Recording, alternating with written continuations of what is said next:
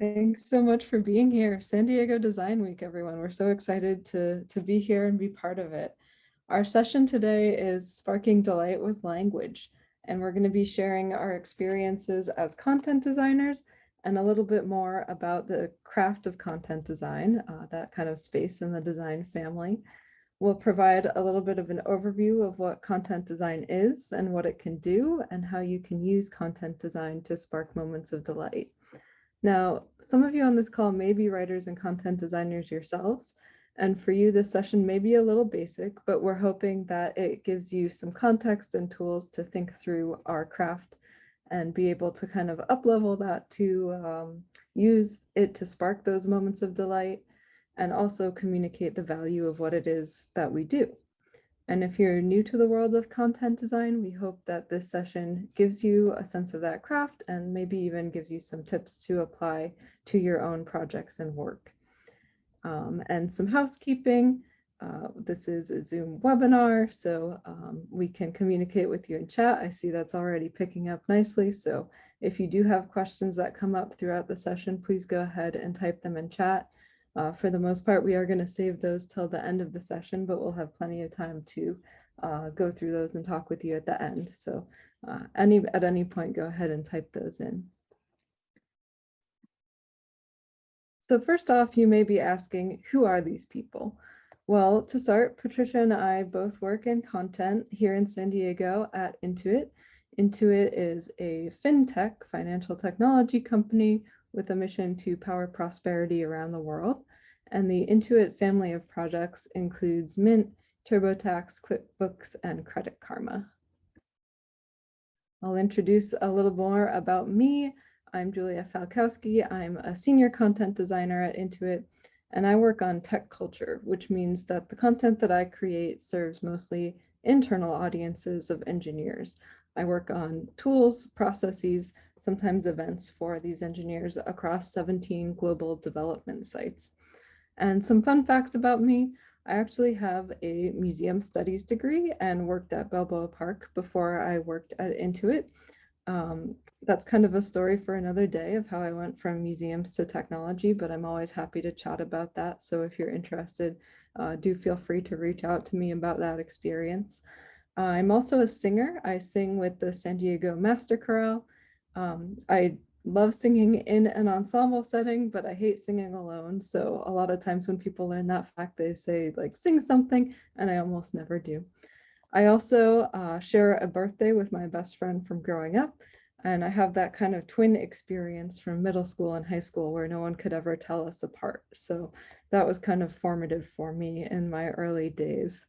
And I am also, as you can see from my background, a fan of many NBC comedies. I have the Office background, but I'm currently rewatching 30 Rock. I'm a big Parks and Rec fan as well. So run the whole gamut on those. And with that, I'll hand it off to Patricia to introduce herself.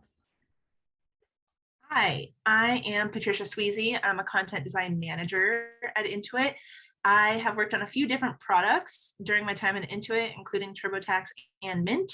Now I run a team of content designers, and we work on Intuit-wide experiences that build the Intuit ecosystem, which sounds really nerdy, but imagine a world where every Intuit product talks to one another. It's that sort of thing. Fun facts about me: I have a journalism degree and a studio art minor. A lot of content designers have journalism degrees or English degrees, so that fun fact isn't super fun if I say it at work. And Julia thought she was special with her museum background until we met, because I also used to work at a museum. I used to do the marketing and public relations for the Museum of Contemporary Art, San Diego. So shout out to all my colleagues at NCASD. I am super particular about my taco shops. I live in City Heights in San Diego, where I am surrounded by taco shops, but I will still get on the freeway to drive to Humberto's in Golden Hill. I'm very particular. I know you can't really tell from here up, but I am like so pregnant right now. I am definitely wearing compression socks and sitting underneath my AC unit. So if I ever sound winded during this presentation, it's because I just straight up can't breathe. That's what's happening. And as you can tell by my background, I am a pretty big Larry David fan. I'm pretty sure me and my husband have seen every episode of Seinfeld and Curb Your Enthusiasm. And I tried to wear my best like Lady Kramer getup to match my background today. All right, so a little bit about content design for folks in the room. Klein, who is currently, oh, I don't know if anyone else heard that, sorry. Laura Klein, who is currently the design manager at Indeed.com, defines user experience design as the process used to determine what the experience will be like when a customer interacts with your product. So a couple of things to unpack real quick. User experience design is also called UX design or UI design, as popped up in the chat, or XD. And it is a process to determine what the experience will be. It is not going off in a cave with your branding team to dictate how you want your product to show up. It's a process to uncover those customer wants and needs, and then how you can serve those with your products and also solve for your business goals at the same time. So if that is UX design, and content design is a type of UX design, content design would be the process used to determine the legible or audible experience a customer has with interacting with your product. And I just said that right now. So in short, it's the words, but what words? When will they show up? How will your brand personality show up in those words? How are you going to have a conversation with your customer, and how will you build that emotional connection? So to help illustrate that point, in analog, I know we're all familiar with my doctor's office. So say you're in a doctor's office and they finally walk in. They don't even look at you. They don't even really like say anything to you. They just stare at your chart and say, we got some abnormal results back on your blood test. We'll need to run an additional test to make sure it's nothing to worry about. I bet you're instantly worried. That is like not a great delivery of information. But imagine you're in a doctor's office and a different doctor walks in. They look you in the eye, they greet you by your first name, they ask you how your summer's been, and they say, hey, we found some high potassium in your last blood draw. This could be caused by a variety of things. Just to be super careful, we're gonna run an extra test just to be like, extra careful. Worst case scenario, you might need to take a pill from here on out. So those two doctors have the exact same offering for their patients or customers. They're doctors, their expertise, their skill set, but the language they used and the conversation they had made a huge impact on the experience. Do you think both of those patients trust those doctors the same amount? Do you think they'll be returning with the same cadence to those doctors? Do you think they feel just as empowered in their healthcare experience?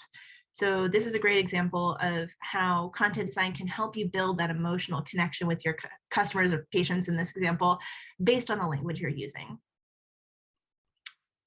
Okay, so that's all fine and well and makes a ton of sense, but how does that translate into software? So take example, this screen from TurboTax. Nothing's really happening on this screen. We're not asking them for any information about themselves. There's no task at hand. We're just addressing them by their first name and letting them know what's coming up, what to expect. The whole point of this screen is to create a sense of reassurance and hand-holding with our customers. Taxes are hard. It's a crunchy situation, but screens like this help customers sort of just get a sense of place and order within the tax prep process and know that TurboTax is with them along the way and we've got their back.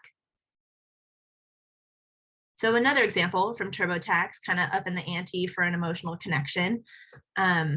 Talk about starting a conversation and relationship with your customers. How are you feeling about doing your taxes? With a couple of options for the customer to choose from and dynamic content at the bottom of the screen that changes depending on how they respond. Again, this would show up towards the beginning of the tax prep TurboTax experience. And the TurboTax team knows that people don't love doing their taxes. Unless you're getting a fat refund that year, doing your taxes is probably not something you're looking forward to. And people have a lot of emotions about them. So by creating this space and helping customers feel heard, again, just creating that sense of reassurance, letting customers know that we're with them, we're listening, we got their back, everything's going to be okay.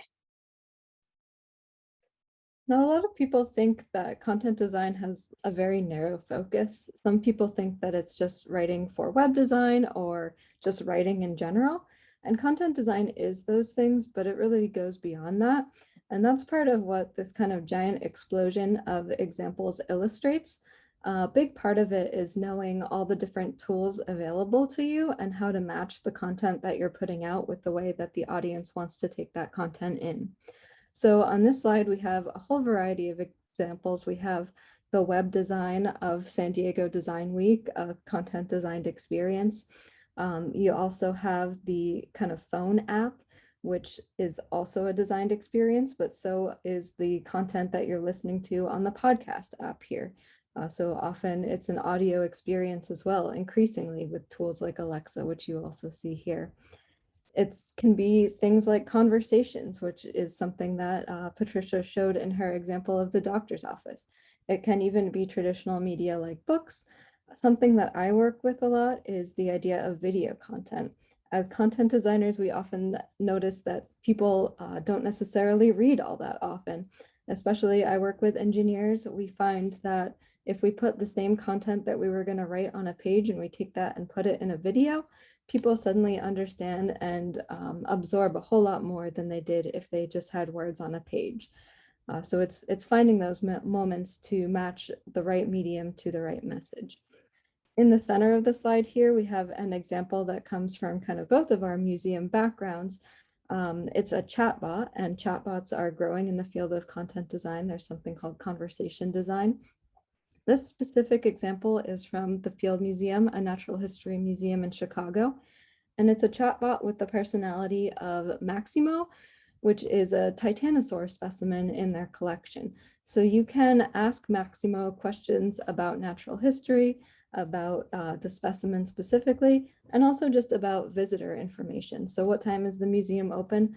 This dinosaur will tell you. So that to me is a truly delightful experience of being able to find the information you need, but in a slightly more fun, elevated way. It creates moments of delight, which is what we want to focus and dive in this presentation. So as we look at delight, we want to take a look at how content can create those moments. But first, we want to look at what it is that we mean by delight. Now, as Intuit designers, delight is really important to us, and so much so that we work with UX researchers who've done some different studies and interviews to explore what delight means for our customers. And what some of these researchers have found is that delight is often associated with unexpected moments, moments of surprise and wow. These moments can create trust in your product, enthusiasm. It creates brand loyalty, advocates who, because they were so kind of caught off guard by how simple, easy, wonderful your experience was, they want to share that with friends. So to Patricia's point earlier as well, it also helps create those relationships. You're doing something nice for your customer in those moments. And this concept of delight being those unexpected moments fits in with a common marketing and branding concept, which is that of surprise and delight. The quote on this slide is from a chapter on surprise and delight from the book Bigger Than This by Fabian Gerhalter. And the quote is, "Simplifying complex tasks for your customers is at the root of brand delight in the digital age." And for us, especially with our colleagues who work on TurboTax, the idea of simplifying complex tasks is really at the heart of what we do. There's no kind of more complex task to simplify than taxes. So delight for us in the context of this presentation and the conversations we're going to have is looking specifically at how content can take those moments of complexity and simplify them. With those ideas in mind, we want to take a look at some examples that illustrate delightful content.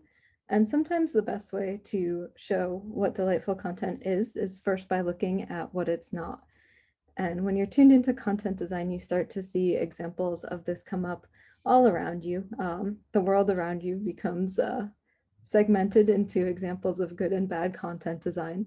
And this is an example I stumbled on recently with the Olympics this summer. I went to visit the Olympics website, looking up some information, and the first thing that hit me on the phone, kind of taking up the entire screen, was this cookies announcement. And cookies announcements, are very common. For the most part, they follow a pretty easy formula, but this one caught me off guard a little bit. It says, "Are you happy to accept cookies?" And never mind that the banner is kind of yelling at me in the caps lock lettering here. But the thing that bothers me about this is kind of the way that they've framed the question and answers. So are you happy to accept cookies? My answer choices are no, manage settings, or yes, I am happy. Now, I view this as potentially an attempt at creating a delightful moment, an attempt at quirky language that's conversational and connects with customers. And when you do that right, it can really be a hit. But when you do that badly, it really misses the mark. And in this case, I have to think hard. What do I need to do to move on to the next step? If you're asking me to select, yes, I'm happy and I'm feeling a little bit down today, this is not the experience that I want. I don't want to have to click, yes, I am happy. So this experience is kind of introducing emotion and complexity into a flow where it has no place in being. Rather than kind of simplifying a complex experience, this is complicating a simple experience. Now, I want to go to a similar example that's also using kind of quirky conversational tone, but doing it well. Slack is a communications tool probably a lot of us here on this session use. And those of us who use it know that we often have maybe 10, maybe 50, maybe 100 or more unread messages. And what a kind of complex task it can be to get through all those messages. So let's say you do get to the point where you have all your messages read, and you click on all unreads in Slack. When you do this, this is the message you see. You get a pairing of an emoji and kind of a delightful phrase. You've read all you needed, take a moment. And the reason that this works where the other item fails is because you've kind of already gotten through your complex task. This is a celebration. It's a moment to kind of pause and sit back, and a prime example of surprise and delight because you're not really expecting anything at this time. You're clicking on all unread messages and boom, it's a friendly celebratory message to help you just kind of take a moment in your day to pause. All right, I know this next example doesn't look delightful right off the bat because there's a ton of words, ew, gross words. But remember, we're not using the word delight the way my grandmother uses it to describe a cashmere sweater from the Gap or something. Delight is, again, simplifying the complex and meeting those customer needs. And the examples I showed earlier were a great way of, they really exemplified the emotional connection that you can create with content. They were a little light-handed. But this example really brings up that you don't need to necessarily always transcend usability, but having hyper usable experiences is also a great way to create those same emotional connections. So Mr. Cooper is a mortgage company. Say your customer mindset is, I have a mortgage, what the F? Like, what is it? How does it work? What is a mortgage? What did I just get myself into? The Mr. Cooper site is so great at providing content about what mortgages are and how they work. You'll notice this is everyday language. There is no jargon here, and it is concise. They are not throwing the book at their customers, and they have gotten the pros and cons totally broken out. So again, the customer need here would be like, what's going on? I need some information about my mortgage. And that simplified, accessible language still builds trust with your product. If a customer can come here and feel empowered that they understand something that they didn't understand before. So you don't always really need that lighthearted moment to create those emotional connections with their customer by just really solidly meeting their needs in a given moment. So another fintech example, because that's where I work, I'm filled with fintech examples. So here's one from Credit Karma. This is just a couple of screenshots from a questionnaire that's within Credit Karma, where they're helping customers figure out which home loan is best for them. So you would go through and answer a series of questions about yourself and your situation. And at the end, here's the best quote for you. All broken down, the rates are super clear. Again, that use of accessible everyday language, demystifying a space that is often very complex and very intimidating to customers. And the choice to break it out into a questionnaire as opposed to having just a super long article was a content design choice to create that back and forth with the customer, and then understanding that the information they're receiving is hyper personalized just for them based on what we've learned about them. So again, this still is creating an emotional connection and a relationship with your customers without the use of emojis and lighthearted sort of headlines. by meeting that customer need and really making sure that you're delivering on your brand and your personality, but you are not jeopardizing usability in the process. And sometimes the best content is no content at all. This is a skill set that comes with partnering with a content designer and having a content designer be embedded in your product design process. Because content design is really able to look at a flow and say, hey, if I phrase this way over here, we don't need all these screens over here. So being able to streamline a conversation and get out of the customer's way is a definite strength of a content designer. So, we talk about how content design is having a conversation and building a relationship with your customer, but it's also about helping them achieve their goals and getting them the outcome they want. Again, customer need. So sometimes the best thing you can do is just get out of their way and get them what they came there for as quickly as possible. If you can do the hard work for them and get them what they came there to find, that is often the best choice. So it's definitely a balance between how your personality shows up and how usable your product is. So now that we've established what content design is and what delight is, and looked at some examples of delightful or otherwise content, we want to take some time to look at some strategies that you can use to actually create delightful content. Again, delight is important at Intuit, and it's so important that we have a process we call Design for Delight. And it's kind of a targeted, very specific version of design thinking. I want to walk you through some of the principles here because they're really important to us at what we do as Intuit designers. And I'm going to keep it really high level because we do have kind of multi-day trainings at Intuit that help us learn and perfect this process. But I just, for now, want to give you a high level overview of the kind of 3 pillars that go into Design for Delight. So the first one, and one that's near and dear to my heart, is that of deep customer empathy. And this pillar is the stage where you're kind of finding out what customers want and need and what's right for them. And a key tool in the customer empathy toolbox is the idea of the follow me home, which is where you just talk to customers. And the follow me home specifically, especially pre-COVID, actually involved going and visiting someone's home or workplace and observing them in their natural habitat. And this kind of allowed us to see firsthand what problems and pain points people are facing. We still do this via Zoom and kind of sit in on people's working sessions and see how it is they're working through different processes. And what this does is it allows us to find the pain points that people wouldn't necessarily think to tell us about. So if they are working on a particularly complex issue, and then they have their kids run through and distract them, and then they lose their attention, we can think of ways to solve that specific problem. And what we end up with at the end of a deep customer empathy phase is that we have a problem statement that we want to go through and tackle. And the other steps in the process are going to guide us through ways to tackle that problem. So the second pillar I want to walk through is the go broad to go narrow. And this is kind of an effective brainstorming strategy stage. The idea here is to get out all the ideas that you possibly can. Often this is done in a group, and it's the stage at which there's no bad idea. And that's the go broad part. You're thinking of all the ideas you can.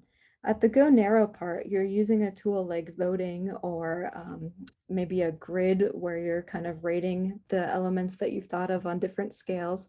And this helps you kind of weed out ideas and narrow down to the one idea you'd like to go forward and focus on in the hopes that it will solve that problem for the customer that you've identified.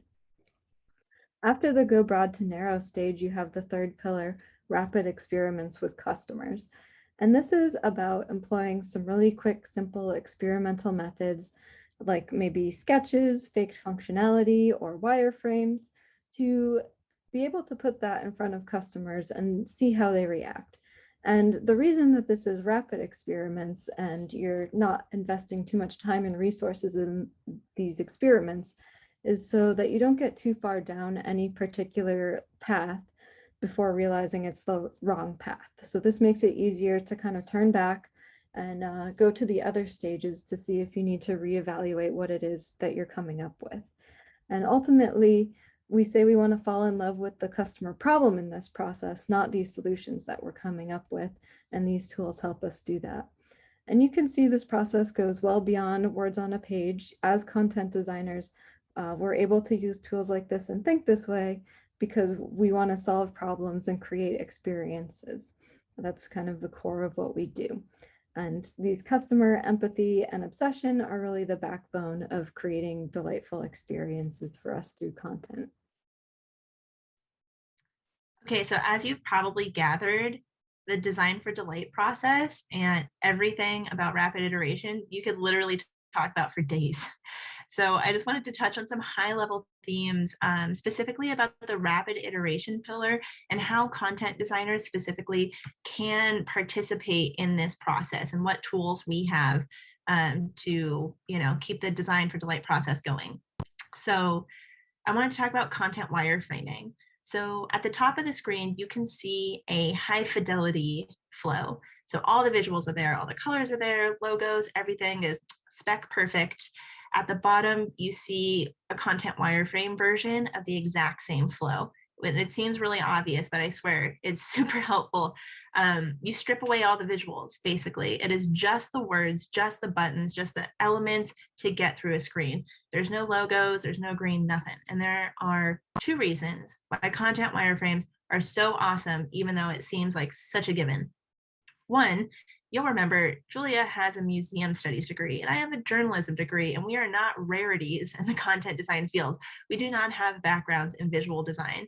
It would take us like a little bit longer to come up with something that is spec perfect, like the flow you see at the top of the screen, versus something on the bottom where it is just the words and just the information hierarchy and the buttons and what is everything going to say. And that is all we need to get in front of customers to get the learnings that we need. I mean, to be honest, as a content designer, I'm not really concerned if the color green in the button is making customers feel the way I want them to feel. I'm more concerned, do they understand what's happening in the flow? Do they feel the way I want them to feel about the information I'm presenting? Is it usable? Can they get through it? What buttons are they clicking? And I can get those learnings by quickly creating these content wireframes that you see at the bottom of the screen. So it's very empowering for content designers to go forth on their own and not always be looking at their product design partners to create something perfect to get in front of customers, because frankly, you don't need it in order to learn what you need to learn about your content. Another reason why another reason why content wireframes are super helpful is that content designers will be the first to admit that people don't like reading, and they often won't. They will find any excuse to just not do it. So by stripping down your screens and getting rid of every visual element, I know I don't have the most visually intriguing example here, but you could also use this same approach for full-on websites that are filled with imagery and illustrations. Take all of it away and just have the words.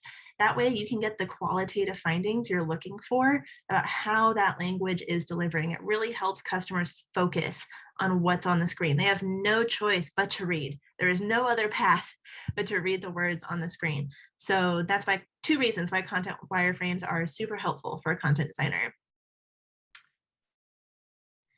Next, I wanted to talk about A/B testing, or ABC, ABCD testing, as many recipes as you want. So the last example, content wireframes, are really great for qualitative findings. So to really get that feedback from customers, listening to them about what's working, what's not working. When you're ready to launch something at scale and get quantitative findings, you're likely to do an A/B test.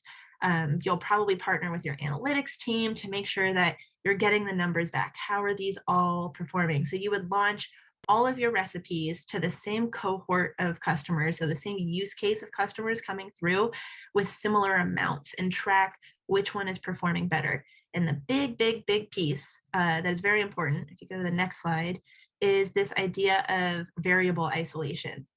So if you were to launch an A/B test, and I tweaked the headline in one and the subhead in the other one, but I'm also changing the options at the bottom of the screen, you don't know what you're learning when you get those numbers back. Like, great, this one performed better, but oh, was it the headline? Was it the H2? Was it this thing? So the idea of variable isolation and having a very crisp learning plan with your tests. So when you get those results back, you know what you learned. And this example too is a really great illustration of how nuanced content design can be. I know a lot of us have backgrounds in marketing and copywriting, and so we often think of impactful content design as splashy headlines and, really pithy asides. But sometimes it's as small as this little thing here on this identity verification screen that we have, where we were trying to learn what makes sense to customers. If we have this really short form to try to explain and set expectations, is it mobile sign-in? Does anyone know what a push notification is? Or perhaps it's just better to just say app notification and everyone knows what that is. So just an example of how content design came from an emotional copywriting marketing background, or like a super tech writer detailed background, and kind of how it can show up today. And as you work through some of these strategies, especially things like A/B testing and getting prototypes in front of customers, you can begin to kind of develop, pull out, and document some principles that guide your work as a content designer. For us at Intuit, that's taken the shape of the Intuit content design system, which has kind of basics like style guidelines. It also has a full word list of the kind of words and phrases that sometimes trip us up. It has guidance around voice and tone, including examples of do's and don'ts that we want to use in the language that we speak to customers with. And all this is kind of gathered from some of those experiments that we've done. So it's kind of based in reality and experimentation. And my favorite thing about the content design guide at Intuit is that it's publicly available. So if you want to learn more, explore that resource, or use it as an example, we will share that link in chat so you can visit that. And then before we get to Q&A, we just want to get a second and kind of stitch everything together that we've learned here, because we want to take the kind of moderately complex concepts that we've shared with you today and make it as simple as possible, so that maybe this session will even be a little bit delightful for you. So to pull everything together into kind of a high-level summary, reviewing content design as the process to determine the legible or audible customer experience, and reviewing delight as moments of surprise, especially when it is simplifying complex tasks. And this means that delightful content design starts with customers and meets undiscovered needs. It is doing that work of simplifying the complex, and it's starting to build trust and relationships between customers and products or brands. And content design tools that we use in the day-to-day and that can be used to achieve this delightful content include things like design thinking, content first wireframing, and A/B testing. And with that, we'd like to thank you all for coming today and take a look. I know we have some questions in chat, so we'll take some time. I think we have a good amount of time here, 10 minutes or so, to go and look through those and have some conversations with you. Yeah, I see two.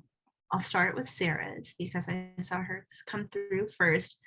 I feel you with the hello fellow kids meme. So Sarah's question was, what's advice on tone and creating emotional connections? The Mr. Cooper company who I shared an example of, Sarah was not enjoying the voice and tone. So I want to give Mr. Cooper benefit of the doubt that they did their own design for delight process and learned about their customers and their unmet needs. And perhaps they learned that folks were responding or resonating with that tone. Sarah was probably not included in the research if they did that. So my advice would be, I don't know what Mr. Cooper did. And that's funny because I actually really enjoyed it. When they became a mortgage company, I was like, oh, sweet. Look, they have a UX team. It's not like those terrible robot things. And it's funny that line that you mentioned between I want a bank, not a pal. We feel that in TurboTax big time. When you look at the fintech space and you see voices emerging from companies like, Credit Karma or NerdWallet that are super personable, in comparison to TurboTax. But then TurboTax, we've got this legacy product with a ton of years of experience. And how do we tread that line and participate in that sort of cultural conversation that's happening with other products becoming more youthful? But to your point, Sarah, still be a bank or, be a tax service provider and not your bestie. So my advice would just be leaning into D for D, or we call design for delight D for D internally, just leaning into your design processes and really uncovering what your customers want, right? Hope that made sense. Oh, there's so many. This is so fun. Yeah. And then, Let's see. I'm looking through, just going in order here.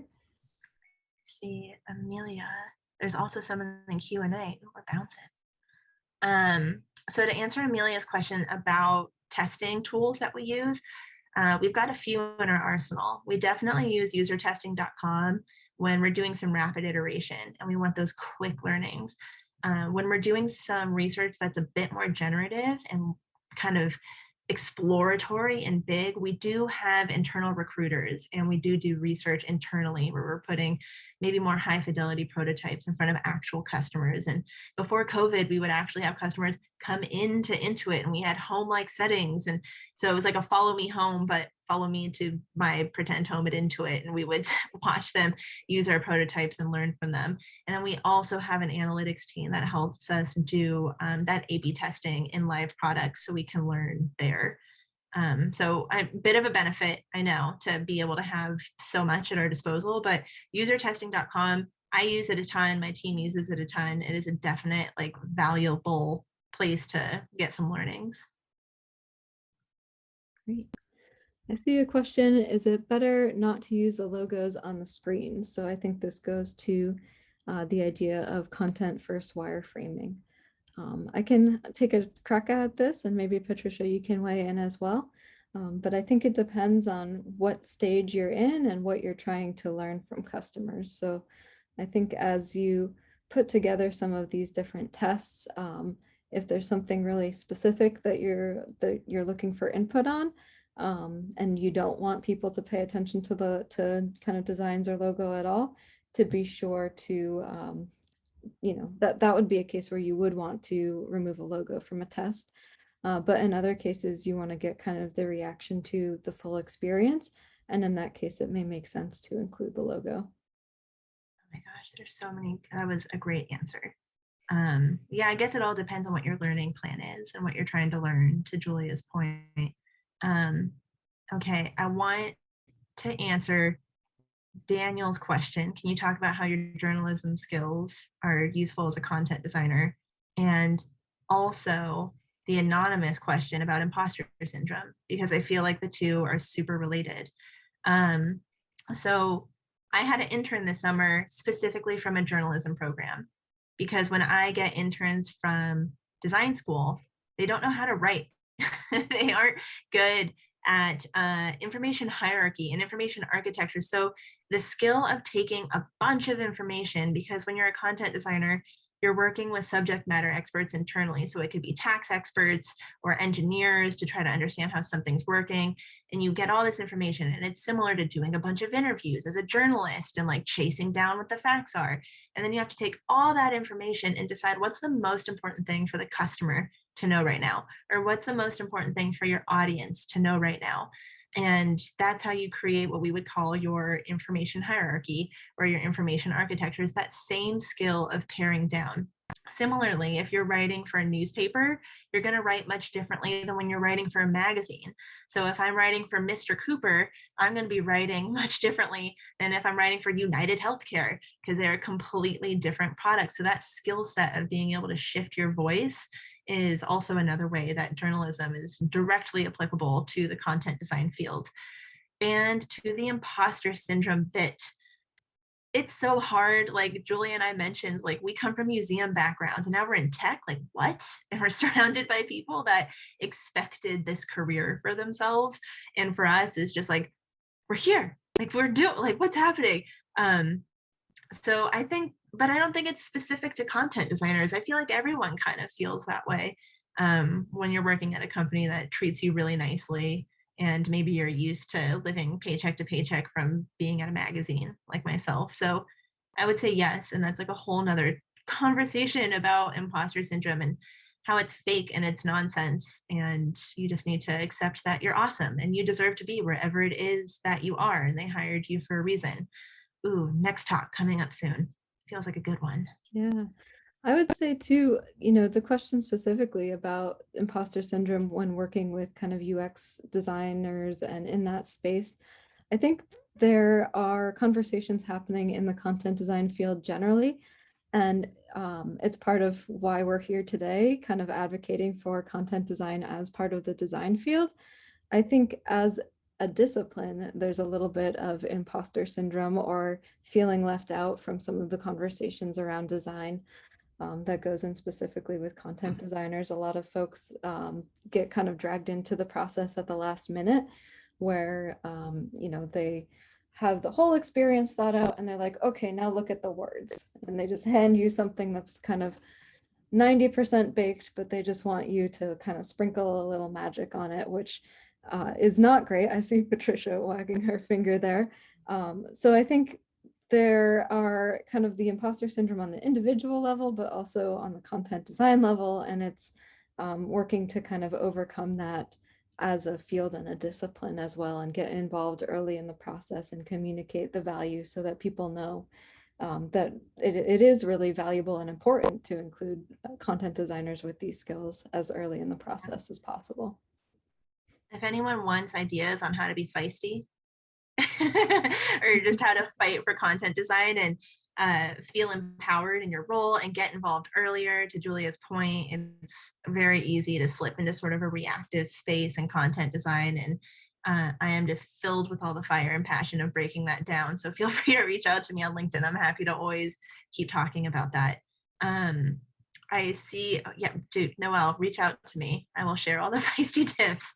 I see a few people asking for books and recommendation. I know it's probably way more helpful if I type it out, and you probably just saw me reaching to my bookshelf. Information architecture. Nope, it's not working. How do I do it? Nope, this isn't gonna work. Right in front of you. Yeah, there you go. Everyday Information Architecture by Lisa Maria Martin. So this one is really great for information architecture. Again, I know it's a lot, it would be better if I typed this out, but I'm trying to, you know, rapid iteration. I'm trying to get you what you need on the fly. And then this one for voice and tone. John Caldwell actually used to be the content design lead for TurboTax, and he wrote this book. So Voice and Tone Strategy by John Caldwell. This one is really great for deciding what your voice and tone should be for your product and why, and doing that research. And then lastly, last nerdy book, Writing is Designing. I pulled that one out too. I know, this one's the Bible. You can talk to it, Julia. Yeah, so this one, it covers a lot of what we covered here, honestly, and some of those conversations around, you know, content design is not like a last mile craft. It is a kind of full process design craft. And this kind of walks you through the different stages of that and tells you how to kind of incorporate that mindset into your work and how to communicate that with other team members as well.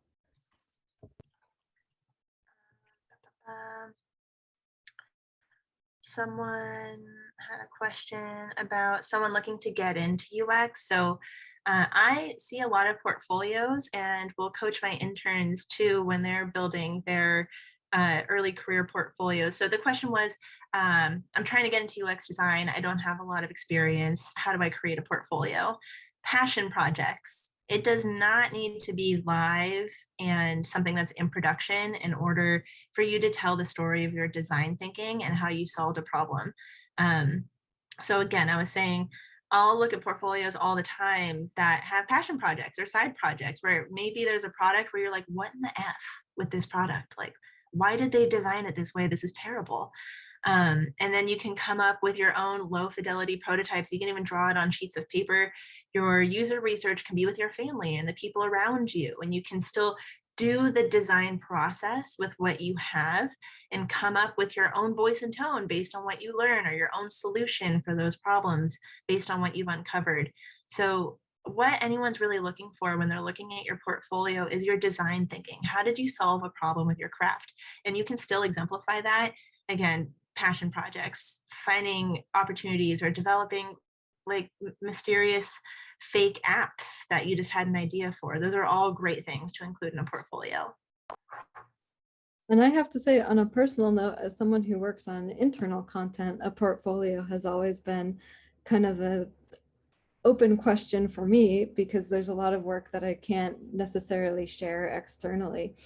So I think that the tips that Patricia is speaking to definitely apply and to a lot of content designers, because not all of us work on customer facing kind of public content as well. I'm frantically Let's see, did we? I think we got all of them. How would you determine how many processes to use? Jordan asked. I'm assuming you mean when you're doing your design process and you're trying to uncover those customer wants and needs. I would recommend partnering with a researcher if you have one to help you sort of decide that. I know we talked a lot about tools that content designers can use, but if you have access to a customer researcher, they are just amazing partners to have to help you think differently about the problems you're trying to solve and make sure that you're falling in love with the problem and not the solution that you have in mind. So a great check to have if available. If not, I would say go with your gut. Do you feel like you're solving the problem? And again, staying true to what the problem is and not the solution that like you're like, oh, I've got this idea, it's so rad. But if your idea is not solving a problem, it's not going to be super impactful. So always making sure that you have enough learnings to make sure that you are solving a customer problem and not pushing forth some idea you were like super jazzed on. So whatever that looks like, I would say is the right amount of processes to use. There's a question here about voice and tone. How would you recommend a company go about defining their voice or their voice? What exercises work best from your experience? No official content voice guidelines in my current org. I think what I've found works, and it's something that we've tried to really unite across Intuit, which is part of why that content design guide is so useful and valuable. So definitely take a look at some of the voice and tone principles there. But I would recommend kind of that go broad to go narrow approach, honestly, from design to for delight is a really good place to start with coming up with ideas around voice and tone. So if you think really broadly about all the different things that your voice could be, all the different descriptors that would go into defining your voice and tone, and then you kind of narrow down to maybe 3 to 5 kind of defining aspects of your voice and tone and elaborate on those, I think is really useful. And a lot of those testing mechanisms that Patricia had mentioned, A/B tests are really great in that example, because you can write things from all sorts of different perspectives and see which one actually resonates. I know, Patricia, you had someone do a really great exercise with voice and tone. I remember seeing it on LinkedIn. Do you want to share about that? Oh my gosh. Yeah. It was just an exercise I gave to an intern of mine to help her to the earlier question about how do journalism skills apply to UX writing, to help her see that, because she was coming from a journalism school. I tasked her with rewriting one of our flows with a distinct voice. And so she chose a character from Bob's Burgers and rewrote one of our flows in the voice of a character from Bob's Burgers. And it was just an awesome learning experience. But I wanted to expand on Julia's answer too.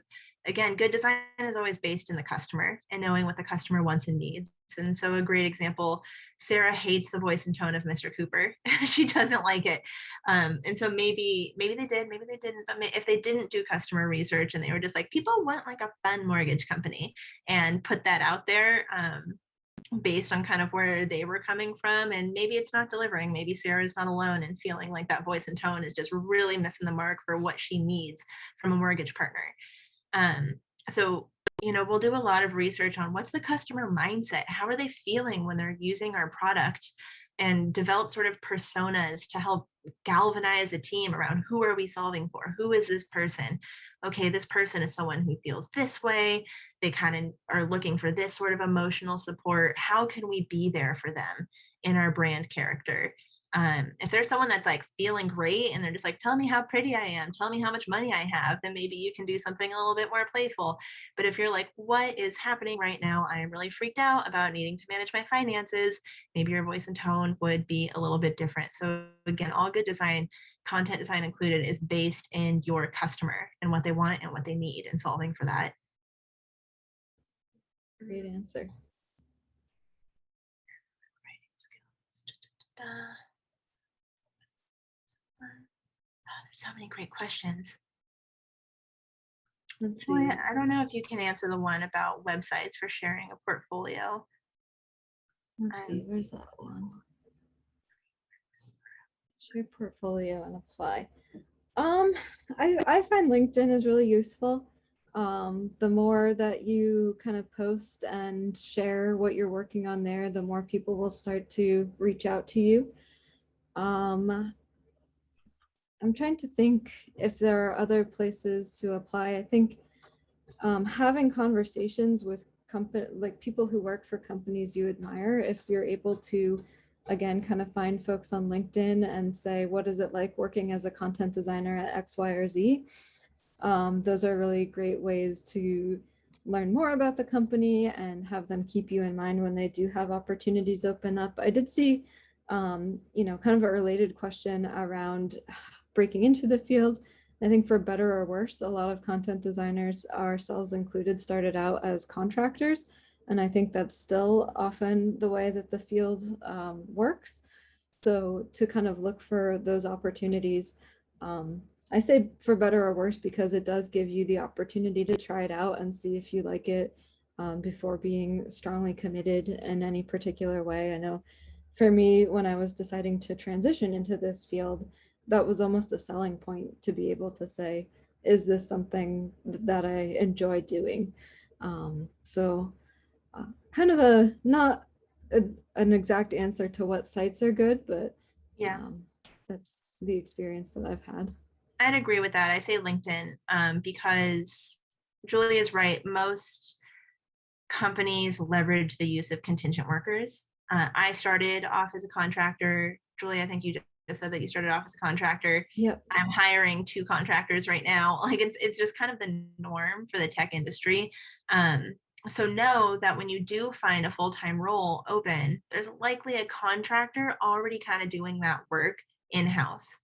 And it feels weird. I honestly was so anxious when I quit my full-time job in biotech to be a contractor at Intuit. I was like, did I just leave like a really stable job for no reason? But that really is just kind of how the tech industry works. And often, we started off as contractors, people get converted to full-time all the time. And if you don't, you still have that on your resume, which is amazing. And the thing about contract roles is they often aren't listed. They are often sort of filled by recruiters who are looking for you on LinkedIn. So if you have a really solid LinkedIn site that is talking about content design and that's what you want, if you're saying product design with some content design stuff, that's not quite it. So if you have a very tailored LinkedIn page with a link to a portfolio, either available there or something that's readily shared with a recruiter, I would say that that's super important.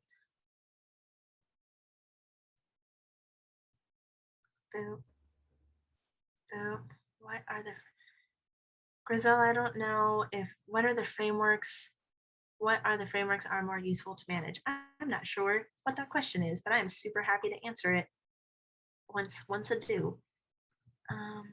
Designer lacking writing skills. Oh shoot, Julia, do you know about any good trainings for UX writing or certifications? It's a good question. Nothing comes to mind immediately, but let me take a look. Yeah, that one's a tricky one. Because most folks that are in content design, in any case, have a writing background and then learn how to be designers on the job. Ooh, that one's a tricky one. I'm sorry, I don't have like a canned answer for a really great place to learn how to be a content designer. I think, there are some silly tools that, like, not silly, but I guess old-fashioned tools that I tend to use that I think help as a writer. And some of those can be as simple as like AP style guide. As you're writing, be conscientious about checking the style of things that you're using. And even I'm a huge advocate of just a thesaurus. I use a thesaurus all the time and just look up words there. So I think some of the answers are, not necessarily as glamorous as like an online certification course, but are just incorporating really traditional old-fashioned tools into your workflows. Yeah, and in the chat, it looks like Google has a course on Coursera. It's not specific to content design. Yeah, that's tricky. I'm sorry that I don't have a better answer for that one. I think we'll do some research and have an answer for that for the future, because that's a great question. I feel bad that I don't know of any awesome trainings. The next question, do I look on Behance? No, is the short answer to that. I'm assuming that question is, do we look on Behance for content designers? No, I have not anyways, personally. And then Yep. Oh, go ahead. Go ahead, Julia. See a question from Boo. How did you translate your past writing experiences and experiences working for museums into content design skills? And I would say it came about pretty naturally, in that there was kind of a movement already in certain areas of the museum space of folks who are really focused on design thinking and visitor experience. So as tech was becoming really focused on customer experience, some of these spaces were really focusing on visitor experience. So learning some of those tools around design thinking in a different context was really useful. And I think the example that I always give of what's the kind of strongest skill that I took from the museum field and brought to tech is always that of simplifying complex ideas. Because, we were talking about this earlier before the call started. Writing about modern art is really a complex idea, and to be able to simplify that for the widest possible audience takes a lot of skill. And so being able to apply that to other workflows, whether that be taxes or kind of the engineering workflows that I work with on a day-to-day basis, it's the same skill set, even though the content is totally different. It's being able to learn something new and synthesize that information. Yeah, totally. Like I come from the contemporary art world where it's like, this black canvas represents the native San Diegan tribes in the 1920s and the potteries they were creating. It is super conceptual stuff. And design can often be super conceptual too. For example, when you do create your voice and tone for your brand, how you talk to your stakeholders about that. How am I going to talk to an engineering lead about why our voice and tone is important? That is a conceptual conversation that I have found the strengths, to Julia's point, of being able to speak to modern art or contemporary art is super similar. And being able to speak to your designs is everything. I always coach my team on this, especially if you're building a portfolio. When I'm looking at portfolios, it's not like the prettiest one that I'm looking for. It's what's your thinking? How did you solve this problem? Why did you do it the way that you did it?